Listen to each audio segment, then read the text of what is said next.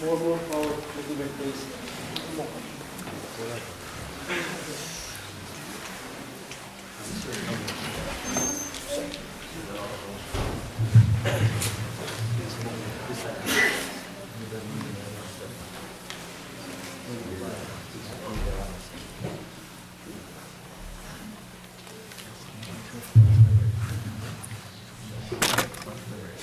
Please we can move forward. Please move forward.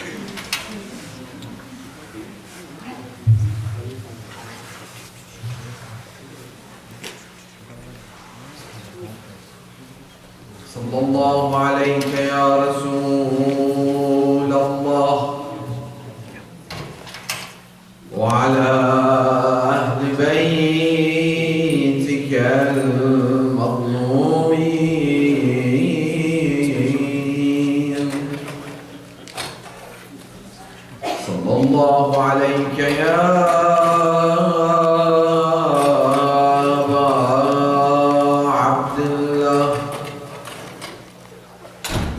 وعلى الأرواح التي حلت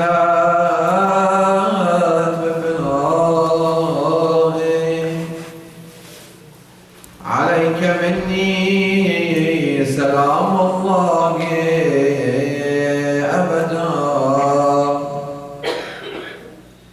ما بقيت بقيا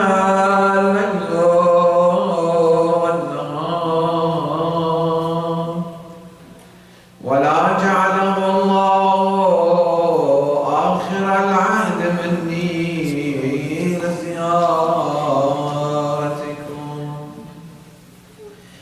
السلام على الحسين وعلى علي بن الحسين وعلى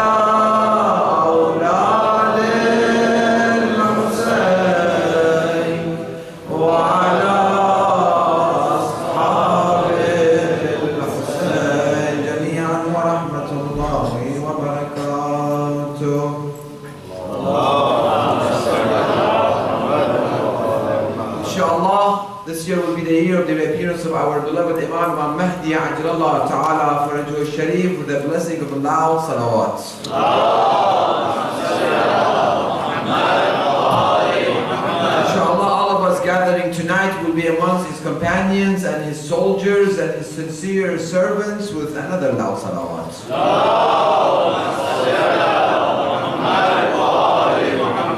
قال الإمام علي عليه السلام وإنه سيأتي عليكم من بعدي زمان ليس فيه شيء أخفى من الحق ولا أظهر من الباطل.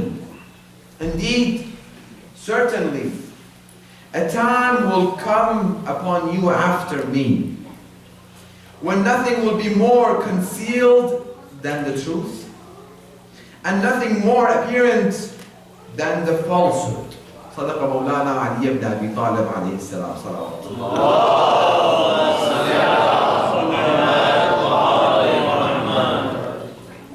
Discussion regarding truth and falsehood is a very important discussion. And it's something that not only it's been discussed throughout the communities and societies, in universities, in different arenas of life and society, we see this discussion happens a lot. What is the truth? What is the falsehood? Everybody claims that they're telling the truth. We like the truth and we hate the falsehood. We don't like if somebody tells us lies, which is falsehood, and we like people to be truthful to us. Tell us the truth. What is the truth? What is the falsehood? We have to know the meaning to see what we know, what we do, what we believe, the person who we follow. Are these on the right path, on the path of the truth? Or no, what we do, what we believe, the person we follow, it's completely falsehood. We have to know this. In order to know how, in order to encourage it, which we talked about Amr bil Ma'ruf and Nahy anil Munkar last night, behind Amr bil Ma'ruf and Nahy anil Munkar comes the truth and the falsehood. If we don't know it, we cannot apply it and we cannot encourage it. What is the meaning of the truth? Let's go to the dictionary and get the actual meaning, the literal meaning that the dictionary says about the truth. Before that, truth and falsehood, there are a criterion for other concepts, for other elements, for other ideology. They are a measuring stick. What do I mean? Many times, for example, if I come to this hall and I want to measure this hall, how am I going to measure it? I'm going to bring a measuring stick or a yardstick, and then I'm going to measure it. Before being able to measure this, I have to know what is the measurement of that measure stick. True? If I bring a rope, a really long rope, I don't know what is the measure of this rope, I won't be able to measure this rope. I put 1, 2, 3. What is the measurement? Well, I don't know.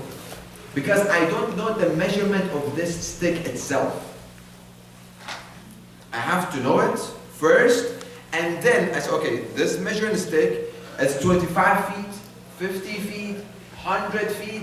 Okay, let's put it beginning here and the end there. Okay, this is 100 feet. And from here to here is 50 feet, for example. But if the measuring stick is not numbered, is not identified, I won't be able to measure anything with it. Same thing for the truth and the falsehood. We have to know what is the truth.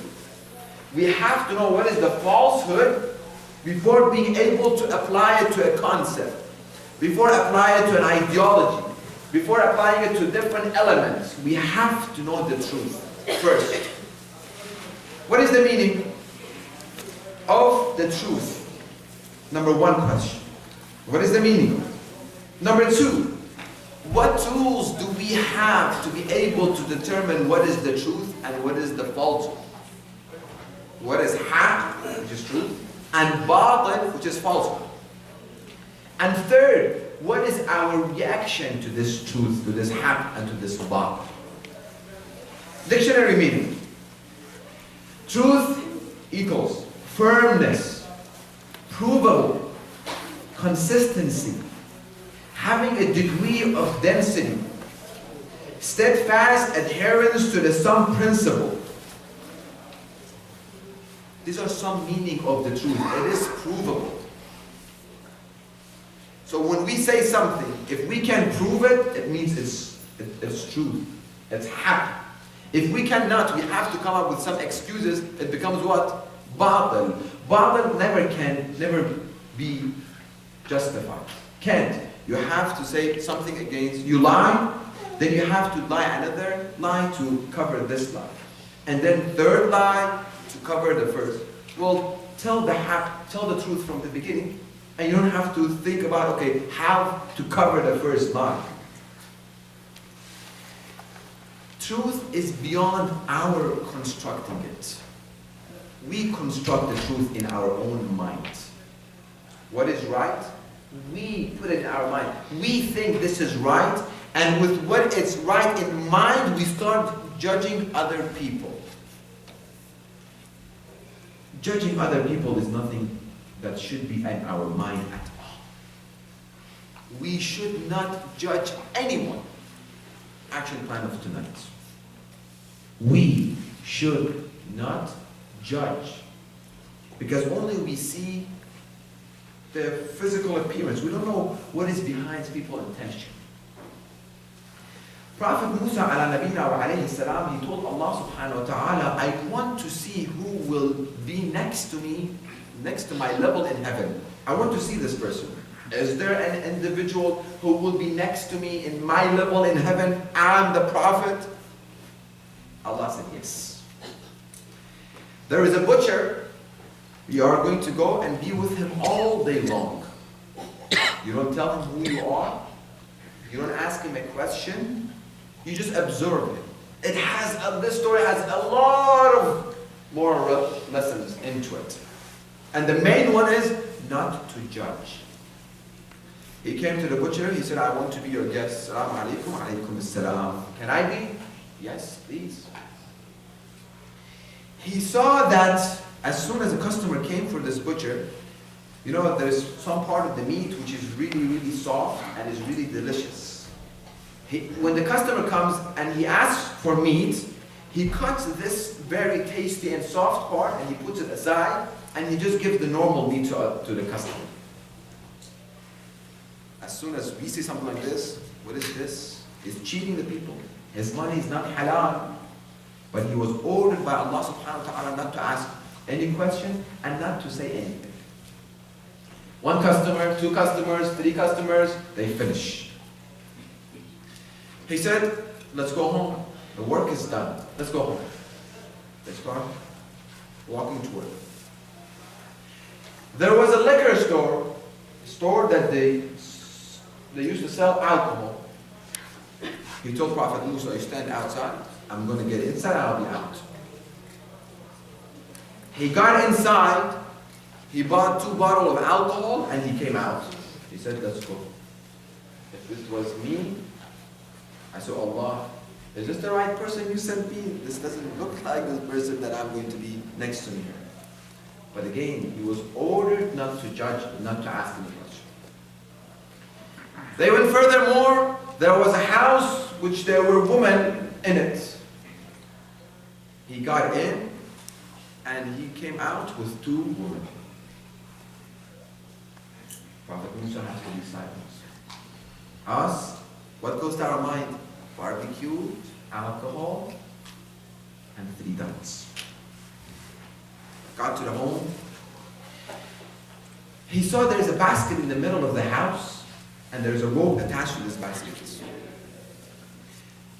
This individual went and cooked the meat a little bit, and then he came, he loosened the rope, the basket came down, he saw an elderly lady sitting in the basket. Very old, very, very old. He told him, she's my mom. I'm afraid if I leave her on the ground, animals will attack her. So I put her in a basket on the top. The only thing that she can chew and she can eat is this part of the meat. She cannot eat anything else. This is the only thing that she can consume. So one question was solved. He knew that, anybody will know that, okay, if a person comes with me, this part of meat, alcohol, 2 women, it's definitely is nothing divine in this. But we should not judge. He started explaining himself to Prophet Musa. He said this store that is on our way, every week he brings 10 bottles of alcohol, for example. With my money, I buy 2 and I empty it in the toilet. So instead of 10 people committing haram and buying this alcohol, 8 people will buy. And 2 people will come to the store, he will say, well, I sold out.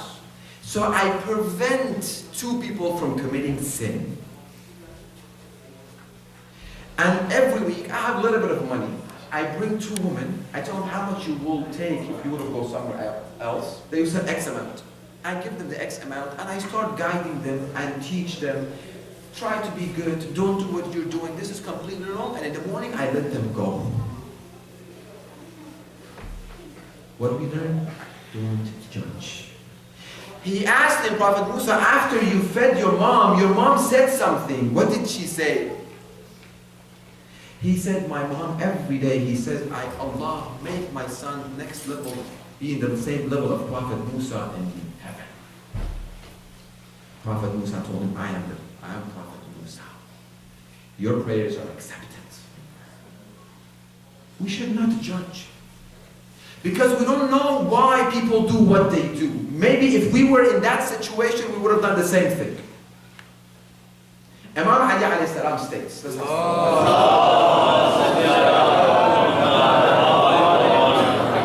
if you criticize a person, an individual, about an act that he does, won't die until you commit the same mistake as he or she did.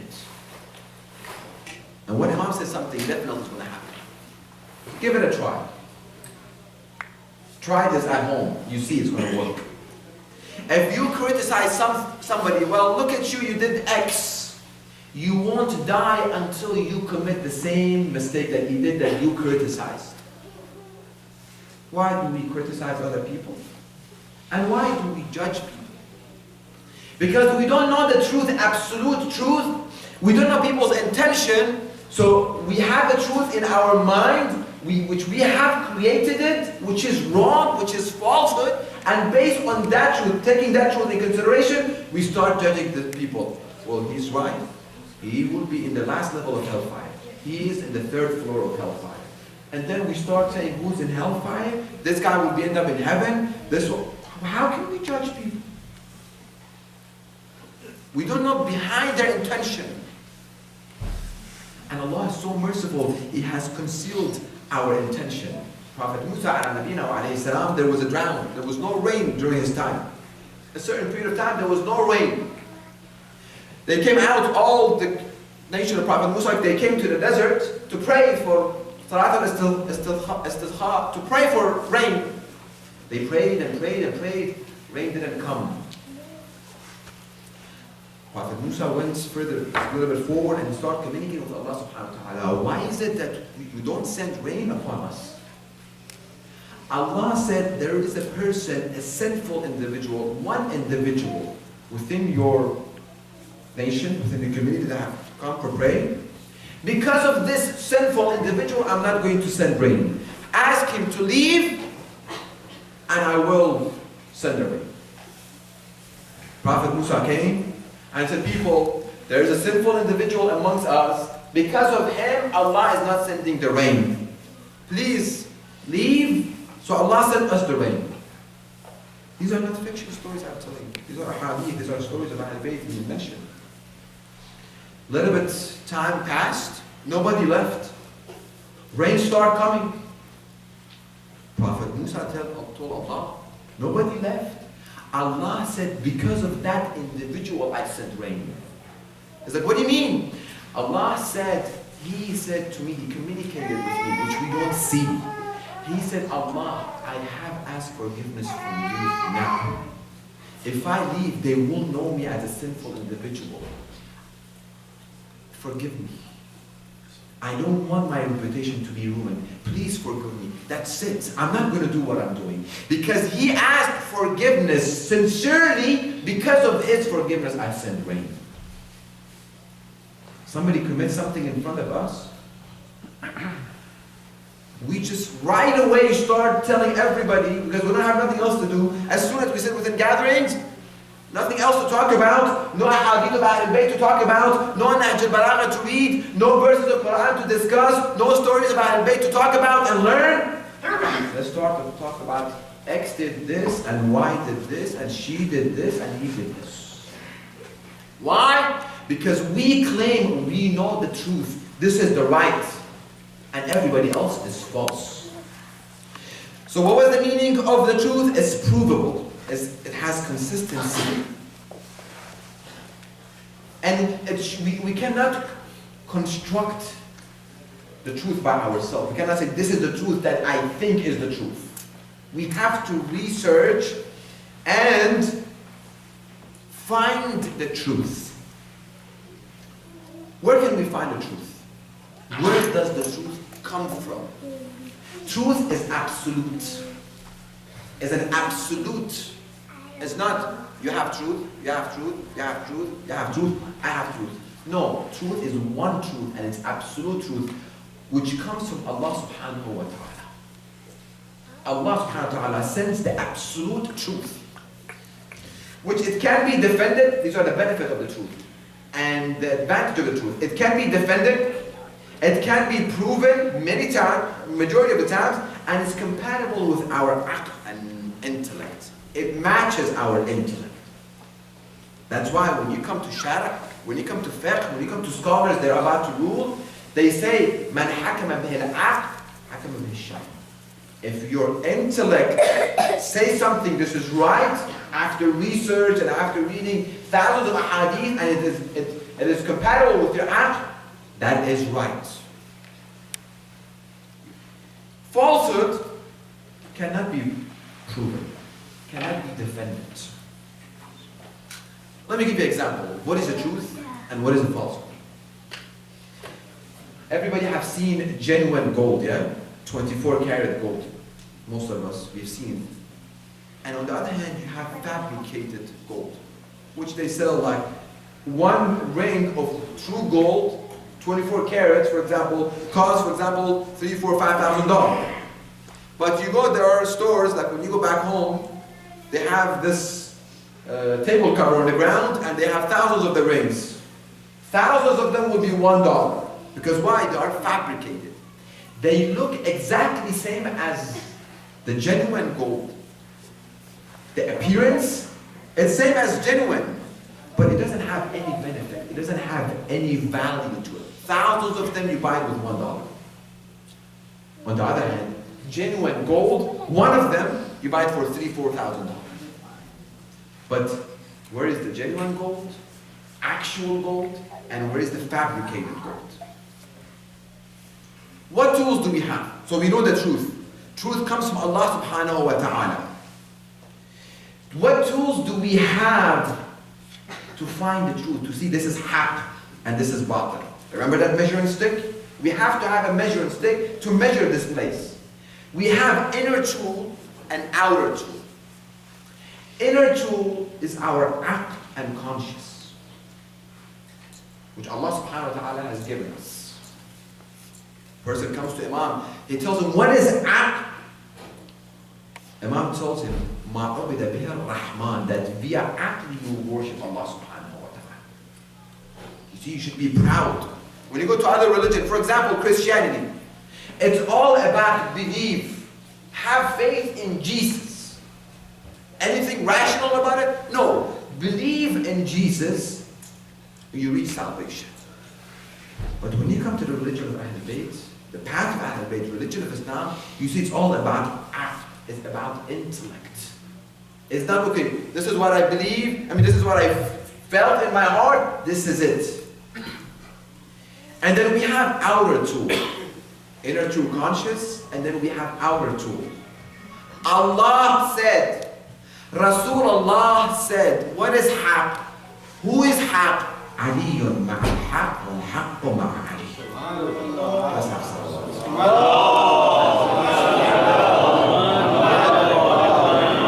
Brothers, please, it's another lecture, please move forward.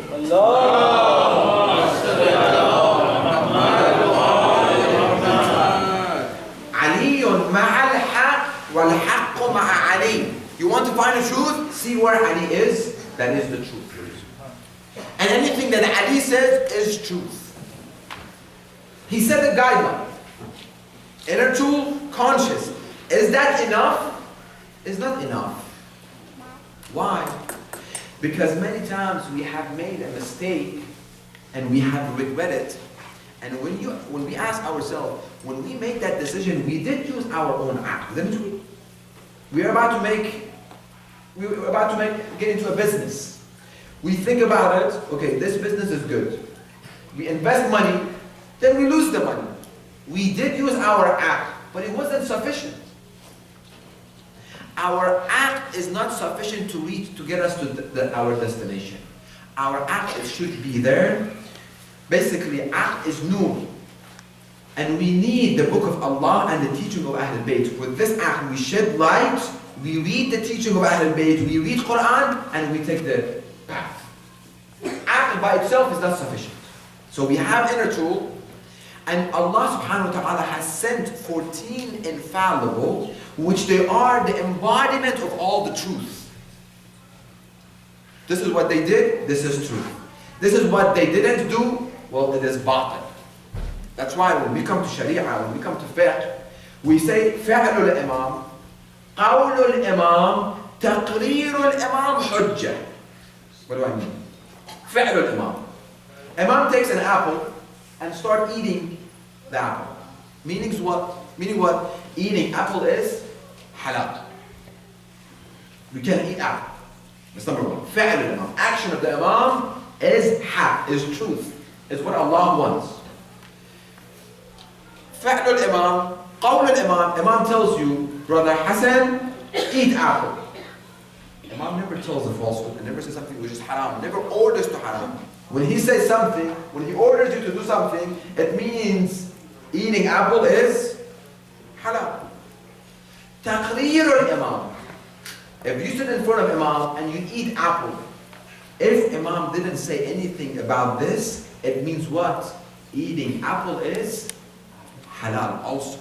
Because Imam has to tell us this is right, this is wrong. If not, I can leave, say, well, I ate apple in front of Imam, Imam didn't say anything, it's allowed. If it was haram, Imam must say it is haram. So, Aliyun ma'al haq, wal haqqu ma'a Ali. A person came to Imam Ali alayhi salam during the battle of Jamal. He stood in the middle. He saw wife of the Prophet, two companions of the Prophet. On one hand, son-in-law of the Prophet, cousin of the Prophet. On the other hand, which one is haq, which one is batil? It cannot be that both haq or both batil. One must be right, one must be the truth, and one must be the falsehood. Which one should I follow? He came to Imam. He said, Imam, I'm confused. I don't know, should I accompany the wife of the Prophet and Talha and Zubair, or should I accompany you? Very beautiful hadith. Which sets the guideline. It teaches a lesson which we apply it. If we apply it, we won't be deviated because Imam sets the guideline. 1, 2, 3. أنك ملبوس عليك. You've been confused. أن الحق والباطل لا يعرفان بأقرار الرجال. Truth and falsehood cannot be determined by the act of people and by people. Imam continues. اعرف الحق تعرف أهله. First, know the truth, you will know its people. وأعرف الباطل تعرف أهله. Know the falsehood, you will know who is false or right. What we do, we take for granted this person, I follow him, everything he says is right. Who said so? And we start following people blindly. This is not within the path of Ahlul Bayt. The only people that we can follow blindly, they are Ahlul Bayt. I'm not saying that don't ask. No, a lot of people came to Ahlul Bayt alayhi salam, they asked questions and they critiqued the Imam, and then Imam beautifully replied to them. Well, this person, anything he says is right. Well, he's fallible person. He can come and say a fallible statement. If I know the truth, I know what he says, it's right, or what he says, it's falsehood. I should not make the people the measuring stick for right or wrong. No. I have to have the measuring stick in my hand. I have to go and research and find out truth, and then, okay, bring this measure. This person said X, Y, Z. Let me bring my stick. This is what he says, right. This person said A, B, C, my measuring stick. No, this is false. Even if he is Ayatollah al-Uzma, Ayatollah al-Uzma can also make a mistake also. They are fallible. They are not ma'soom. So from now on, action plan. Second action, one of our action plan was what? Not to judge people, because we don't know the truth yet. Even if we know the truth, we don't know behind the intention of people. Number 2, we have to start reading to finding what is haq and what is batil. So we got the meaning of haq and batil. And then the measuring stick, how to differentiate between haq and batil, we have to go find, research, investigate. Get haq, get this measuring stick in our hand. Not everything we hear from this microphone, this is haq. I have to be able, Allah has given me intellect. I have to be able to determine this is haq and this is batil. What is the appearance of haq and batil? They say one day, haq and batil, they were friends. They went to the sea to swim. As soon as they got to the sea, haq took his clothes out to go swim. Batil took the clothes of haq, wore it, and ran away. So haq looks naked, and batil looks nice and interesting and attractive. Waking up at night and praying to Allah subhanahu wa ta'ala, it's not nice. It's hard. It's difficult. Waking up, removing the blanket, especially tonight which was really cold. Sleep, brother, who cares? Salat al-Subh, inshallah. Salat al-Subh comes also, forget about it. Because we don't know the essence and the meaning of salah. To wake up in the middle of the night and pray Salat al-Wat, Astaghfirullah Rabbi wa atubu ilayh. Astaghfirullah Rabbi wa atubu ilayh. We don't know the beauty of it. Because we don't know the beauty to us is what? Comfort, blanket, warm, heat. There is a masjid next to the shrine of Muhammad alayhi salam called Masjid Go Hashad. People who've been to Mashhad, they know what I'm talking about. It's a huge mosque, Masjid Go Hashad. Go Hashad was a princess. She said, I want with my money, because she came one time to the shrine of Muhammad alayhi salam and she saw that the shrine is very small and there's no mosque next to it. She said, from my money, I want to build a mosque, a huge mosque next to the shrine of Muhammad alayhi salam, so people can come and pray there. She said a couple of conditions for people who come and work. When you come to work in here, you have to be with wudu. And every block that you put, you have to say salawat. Let's have enough salawat.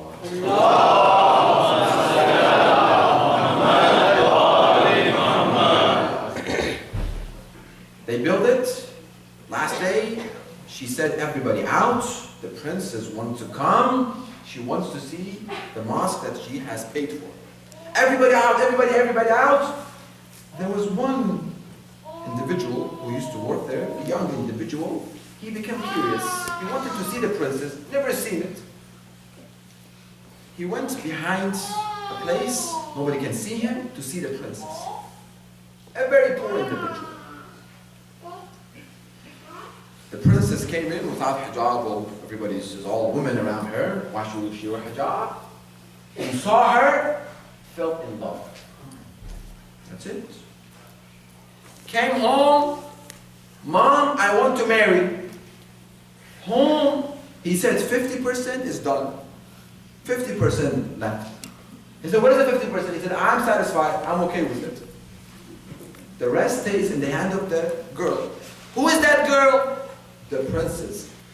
The mom said it's not 50-50. It's not either 1 to 99%. You're only one, and she had to give that.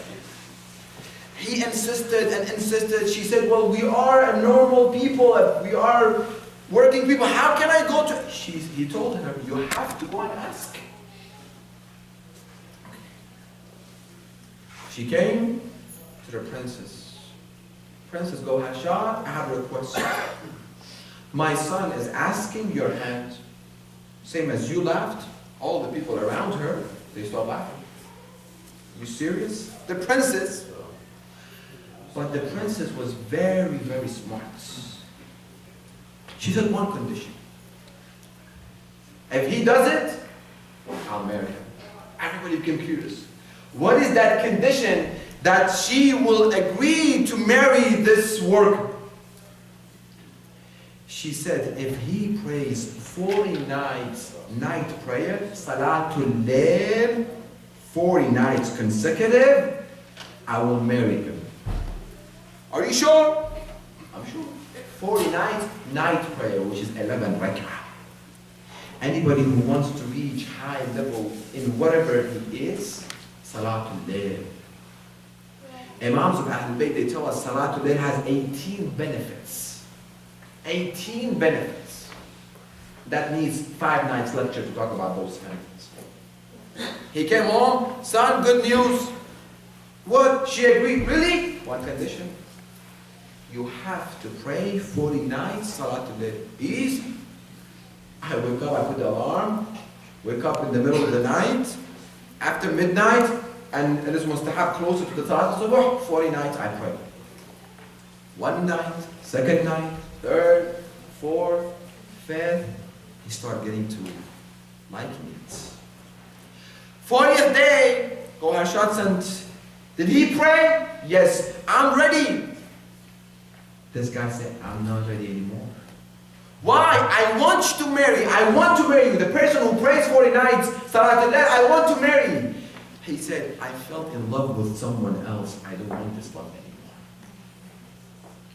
I felt in love with Allah subhanahu wa ta'ala. Praying at night, communicating with Allah subhanahu wa ta'ala. What other beauty you can find in there? But we haven't tasted the beauty of communicating with Allah subhanahu wa ta'ala. That is hidden for us. We haven't seeked, we haven't gone after it. That's why we don't know. If we talk to this Lord, which we said He satisfies really quickly, we won't love anything else. Imam Hussein alayhi salam had this love in his heart. That when he is in Medina, he is in Masjid al-Nabi, everything is okay, he said, Ilahi ridan batalak. I'm completely submitting to you. And the same thing when he is on the plain of Karbala, he is thirsty for past 3 days, his body's been injured all the way, he said, Ilahi ridan batalak. Because he is in love with Allah subhanahu wa ta'ala. He found he is the absolute truth. But what people say, truth hurts. Haven't? As soon as you want to say something to someone, well, it's the truth and truth hurts, we say it. Or we say truth is bitter. We don't like the truth. Everything has 2 faces. Outer face and inner face.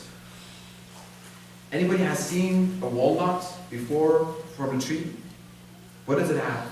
It has a green and a very hard skin. That if you peel it, your hands will get black completely. It's really, really hard to get that peel it, the green, first layer. When you peel that, there is a wooden layer that is holding this walnut together. And then you have to bring a hammer and then you have to break it. After that comes the beauty, comes the taste. Comes the benefit, comes the fruit. Something as pineapple. Pineapple, the outer layer, it doesn't look nice. You have to bring knife to cut it, but when you get inside of it, it's tasty. Truth is the same thing. Truth is hidden. It's not out for everybody, okay, here's the truth, everybody get it. Because if it's everywhere, nobody will look after it. But the value that the truth has, you have to dive into the sea and you have to find a pearl inside the bottom, inside the shell. There is a pearl which costs millions of dollars. One pearl. Why? Because you search for it. Allah subhanahu wa ta'ala puts the truth in a hidden place. Look for it. Search for it. That truth is Ahlul Bayt, which the Muslim people, the followers of Ahlul Bayt, they have abandoned this truth, which they are Ahlul Bayt. We don't know the value of Ahlul Bayt, which Allah subhanahu wa ta'ala said, these are the truth. They are haqq. But we have an understanding from the truth, which we created with our own, with our culture, with the science that we have got, with the secular education that we have got. We think this is the truth, and we start right and left. Well, this doesn't look nice within the religion of Islam. Forget about this. This is not truth. Within the Sha'ar might be saying, this is not right. This doesn't make sense for me. Why beat your chest? Don't do this. Why you wear black? Don't wear black. Why you shed tears for Imam Hussein alayhi salam? Don't shed tears. Imam Hussein alayhi salam died for a good cause. He's in heaven. Why do we have to mourn for him? Because we put haq in our mind. We think that this is the truth. Little bit of education we get, little bit of science gets into our mind. We think that's it. Everything we say is right. No. We have to go back to Ahlul Bayt. If Ahlul Bayt did something, that is truth. If they ordered something, that is the truth. If they didn't say anything when somebody did something in front of them, that is the truth. That we have to find out. That we have to research. That we have to investigate. That we have to ask questions. What is the truth? Truth is not being given to everybody. We have to go after the truth. We have to get this measuring stick, and then after that, start measuring. Not, I have an individual, I like him so much, he says a lot of good things, everything that he says is right. Who says? Shaykh Mustafa is a fallible person. Sayyid Fulan is a fallible person. The other speaker is a fallible person. Every one of us, we are fallible.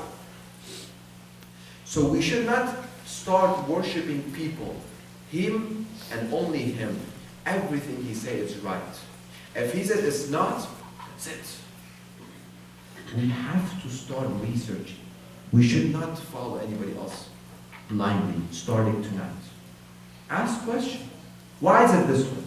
Well, you said this is haram. Okay, why is it haram? Ask.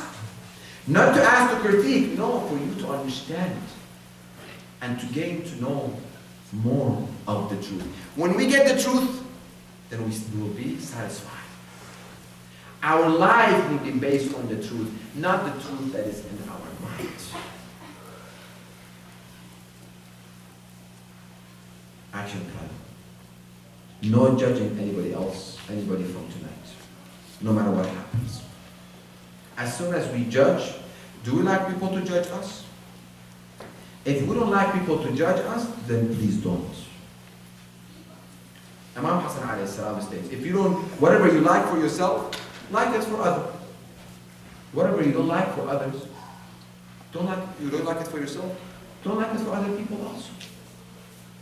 Small hadith, but millions of lessons in it. And that is the beauty of a hadith of Ahlul Bayt. Couple of words, they teach you millions of things. But we have to go back and read it. We have to become submissive to Ahlul Bayt. That everything that they say, we obey. This obeying is resembled and it is shown in the land of Kaaba. Abu al-Fadl Abbas alayhi salam, he is the embodiment of submission to his master. Everything my master says. Even though he really wants to go and fight in the battlefield, defending his imam, but his imam is not giving him permission. He's submissive. My imam says, no, I will listen. He comes back again.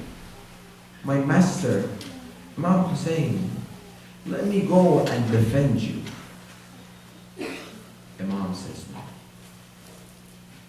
Until the very last that he comes and he tells Imam, don't you hear the kids are shedding tears and they are calling out, we are thirsty, we are thirsty. Oh Imam, I cannot stand while the kids are crying and they shedding tears. And they are calling out, Al-Atash, Al-Atash, Al-Atash. I cannot stand hearing Ali al-Asghar calling for water and shedding tears. Don't you see, oh my master, that Ali al-Asghar cannot go to sleep and he's crying and crying. His mother cannot feed him with any milk. She doesn't have a milk. So Cain has asked me for water. Imam Hussein alayhi salam told him, how can I let you go? Ali al-Akbar is gone. Qasim ibn al-Hasan is gone. Muslim ibn Awzaja is gone. Habib ibn Madar is gone. I don't have anybody next to me. How can I let you go? How can I give you permission? You are the bearer of my flag.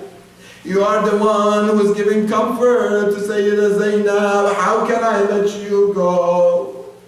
Abu al-Fadl Abbas insisted. Imam Hussein alayhi salam said, it's okay, but just go to get some water for the tent. برادر سینه من تنگ گشته برادر سینه من تنگ گشته. Oh brother, my chest has been tightened by all the cries of the Sukaina and Ruqayya and all the kids. ز بس که داغ دیدم آنچنانم. Because I have seen so much difficulties. I've seen the death of Ali al-Akbar. I've seen the death of Qasim ibn al-Hasan. I've seen the death of Ali al-Asghar. نمیخواهم پس از اکبر بمانم. I don't want to leave after I saw that Ali al-Akbar has been murdered. صدای گریه های اصغر آید. Can you hear that Ali al-Asghar is crying? ز سوز تشنگی زاری نماید. سکینه از آتش بیهوش گشته. Haven't you seen that Sakina has passed out because of thirst? ز بیهوشی دگر خاموش گشته. She has passed out and you cannot hear her anymore crying. Imam Hussein alayhi salam give permission to Abu al-Fadl al-Abbas. Abu al-Fadl al-Abbas comes to the tent where all the waters, the containers were there. He was about to take one container. All the kids came and they surrounded him. Oh, Uncle Abbas, get us some water. We are so thirsty. Sakina came and said, Uncle Abbas, get us some water. It's been a long time that we haven't drank any water. Abu al-Fadl al-Abbas promised Sakina. What a promise. He promised Sakina that hold on, I'm going to go and get some water for you. He gets on top of his horse, he goes toward Nahr al-Furat. When he gets to the Nahr al-Furat, he gets the water by his hand, and then he throws the water again. How can I drink water? Well, my master is thirsty. How can I drink water while Sukaina is thirsty? He fills up the container with water and he starts coming back toward the tent. He has hope. Alhamdulillah, I got some water for Sakina. I will be able to fulfill my promise. He started coming toward the tent, and one of the soldiers, one of the cursed enemy of Ahl Bayt, he came and he threw an arrow to his right arm. He doesn't care about his arm. He cares about water. He took the container with his left arm. He still has hope. He still has water. And he kept moving forward toward the tent of Abu Abdullah. And then another cursed La'in came and he threw another arrow to the left arm of Abu al-Fadl al-Abbas. He doesn't care about his left arm either. He holds the container by his mouth. And finally another La'in comes and he throws an arrow and it hits the container of the water. That is the time that Abu al-Fadl al-Abbas lost his hope. How can I go back? That's why he didn't keep moving forward. He came back and he started facing the enemy. Because he doesn't have the face, he cannot go and see Sakina. He cannot go and see the daughters of Rasulullah because he promised them. And another La'in came and he threw an arrow to his eyes.